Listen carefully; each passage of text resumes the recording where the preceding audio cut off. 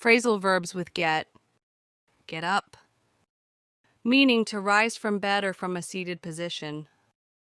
Example, I usually get up at 6 a.m. to go for a run.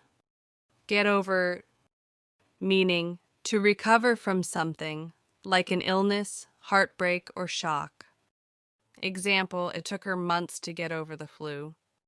Get along with, meaning to have a friendly relationship. Example, do you get along with your coworkers? Getaway, meaning to escape or go somewhere for a break.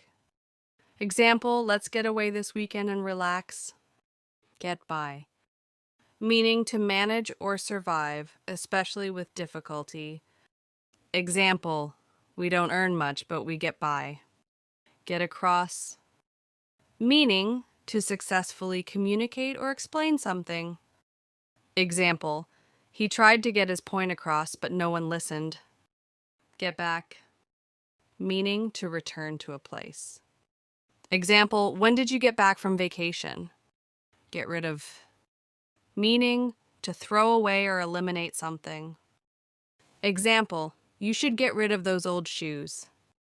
Get in, meaning to enter a place, car, etc. Example, get in the car, we're going to be late.